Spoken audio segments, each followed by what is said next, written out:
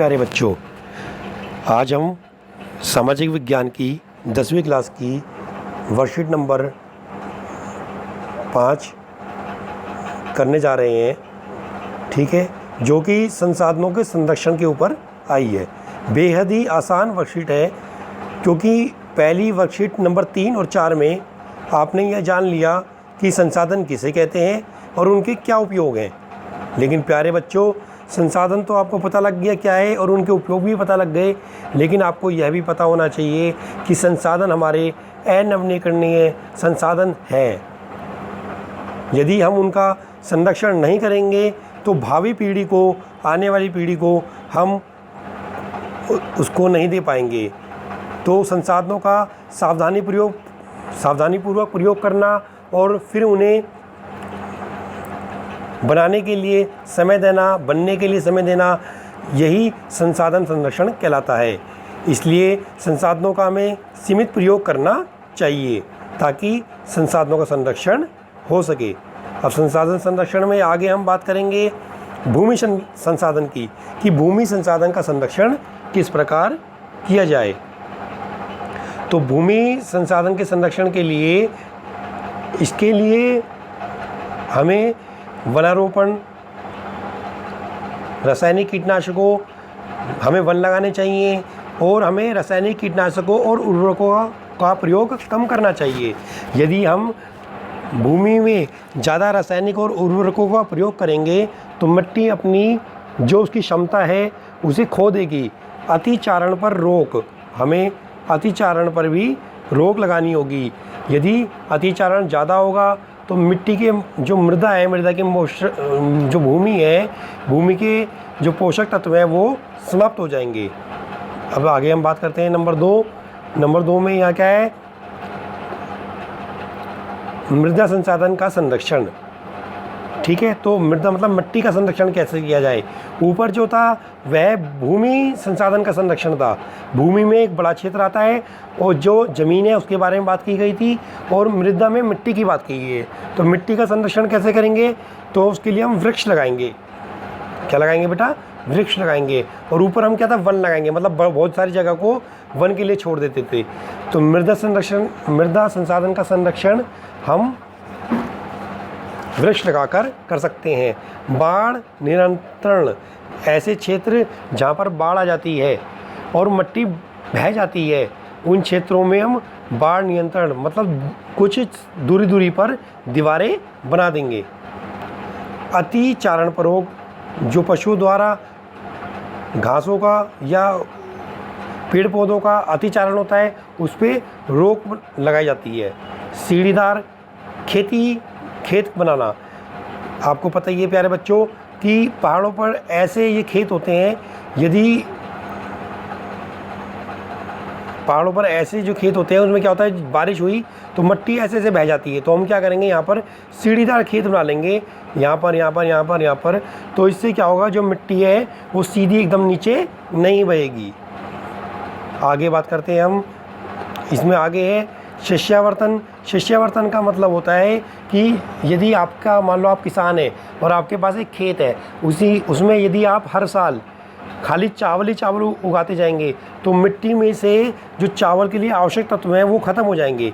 तो शिष्यावर्तन क्या कहलाता है? शिष्यावर्तन का मतलब होता है कि हमें फसलों को बदल के लगाना चाहिए, कि कभी हमने रबी की फसलें लगा ली, कभी हमने खरीफ की फसलें लगा ली, कभी गेहूँ लगा लिया, कभी चावल लगा लिया, कभी जायद फसलें लगा ली। तो ऐसे हमें बदल के फसलों को खेत में लगाना चाहिए।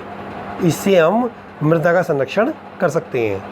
अब आगे बात करते हैं हम जल संसाधनों का संरक्षण। ये तो सभी बच्चे जानते ही हैं कि जल हमारे जीवन के लिए कितने महत्वपूर्ण है। यदि जल का हम सही उपयोग नहीं करेंगे तो आने वाली भावी पीढ़ी के लिए हम जल नहीं छोड़ के जाएंगे। आज भी भारत में बहुत सारे क्षेत्र ऐसे हैं जहाँ पर जल उपलब्ध नहीं है। राजस्थान में एक क्षेत्र तो ऐसा है जहाँ पर आज भी ट्रेन से जल पहुँचता है। तो प्यारे बच्चों, जल का हमें संरक्षण बहुत आवश्यक है तो इसमें पहला पॉइंट है कि संरक्षण कैसे करेंगे। अशोधित वाहित मल, बहुत सारा ऐसी गंदगी होती है जो हम नदियों में छोड़ देते हैं, तो ऐसी गंदगी को हमें नदियों में नहीं छोड़ना चाहिए।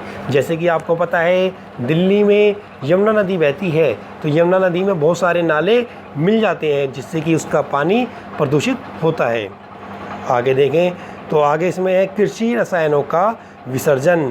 जो नदियों के आसपास जो खेत होते हैं उसमें हम क्या करते हैं, रासायनिक पदार्थों का प्रयोग करते हैं। फिर वो रासायनिक पदार्थ जो होते हैं बारिश के माध्यम से या अति सिंचाई के माध्यम से नदियों में मिल जाते हैं, जिससे कि नदियों का जल प्रदूषित हो जाता है।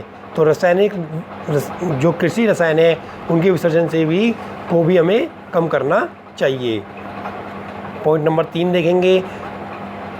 पॉइंट नंबर 3 है इसमें कि जल निकायों में औद्योगिक जो मलबा होता है, जैसे कि आपने मान लो आपकी कोई फैक्ट्री है तो उसमें से जो आपका मलबा होगा या उसका जो गंदगी होगी वो आप जल में प्रदूषित कर देते हैं, तो ऐसा हमें नहीं करना चाहिए। और फिर अंत में इसमें दिया है कि उसका संरक्षण आप कैसे कर सकते हैं। जल के अति उपयोग को रोकना। आपने घरों में भी देखा होगा कि बहुत सारी जगह आप जल के अति उपयोग करते हैं, इससे हमें बचना चाहिए और इसको प्रदूषित नहीं करना चाहिए।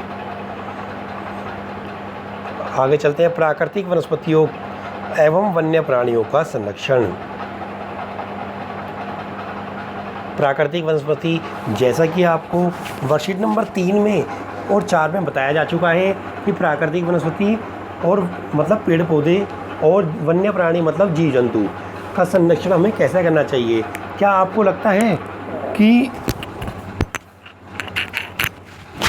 वन्य प्राणियों और जो जीव जंतु है इसके बिना मानव जीवन संभव है? नहीं। तो इनका संरक्षण बहुत ही आवश्यक है। तो इसके लिए हमें क्या करना चाहिए, जो वनों के विनाश पर रोक लगानी चाहिए। यदि हम सारे वन ही काट देंगे तो वनस्पति कहाँ होगी और वन्य प्राणी कहाँ रहेगा। तो वनों का विनाश ना करें। मृदा अपरदन भी, यदि मिट्टी अपरदन का मतलब है उसका मृदा अपरदन मतलब मिट्टी का हटना, एक जगह से दूसरी जगह जाना। तो यदि मिट्टी एक जगह से दूसरी जगह जाएगी तो प्राकृतिक वनस्पति जो है उसका विकास नहीं हो पाएगा।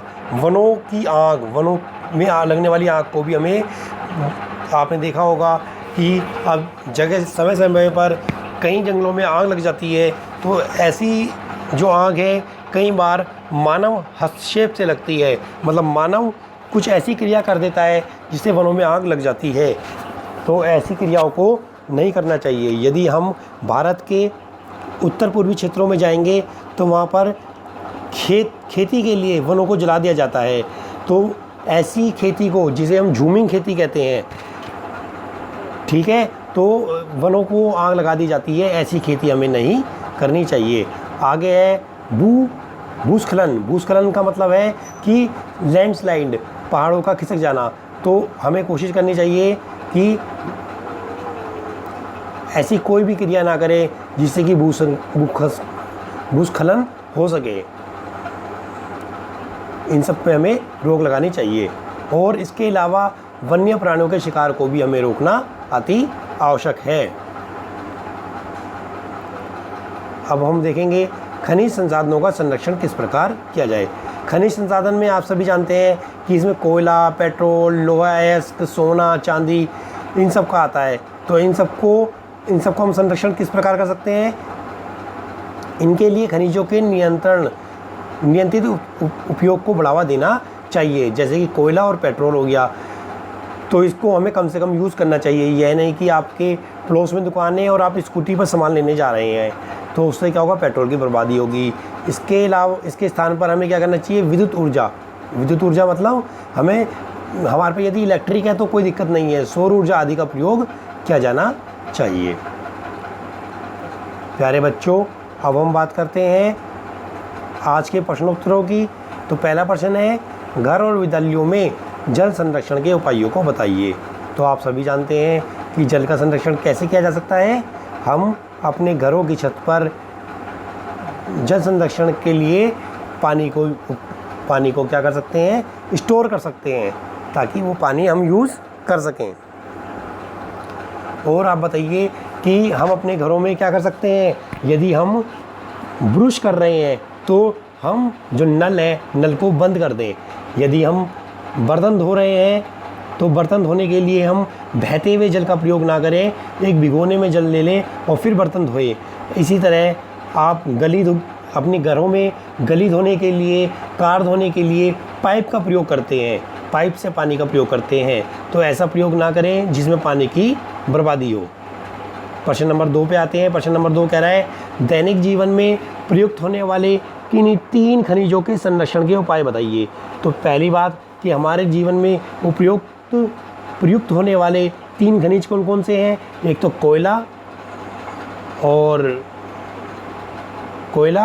कोयले के अलावा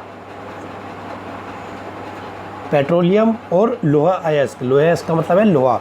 तो इन तीनों का प्रयोग हम कैसे कर सकते हैं संरक्षण। हम कोशिश करें कि कोयले और पेट्रोलियम का प्रयोग कम से कम करें। यदि रेड लाइट हो रही है तो रेड लाइट पर हम अपनी बाइक को बंद कर दें। ज़्यादा से ज़्यादा सार्वजनिक जो वाहन है उनका प्रयोग करें, जैसे कि बसों का प्रयोग करें। और हम जो लोहा है इसके, उसके लिए हम ऐसा नहीं कि जो लोहा है उसे हम ऐसी कूड़े में फेंक दें। यदि आप कबाड़ी वाले को देंगे तो उसका क्या होगा, वो गला के दोबारा यूज़ हो जाएगा। तो इस तरह हम खनिजों के संरक्षण कर सकते हैं। तो आशा करता हूँ आप सभी को यह वर्कशीट नंबर 2, वर्कशीट नंबर 5 समझ में आ गई होगी। सभी बच्चे इसे अपनी नोटबुक में करेंगे। धन्यवाद।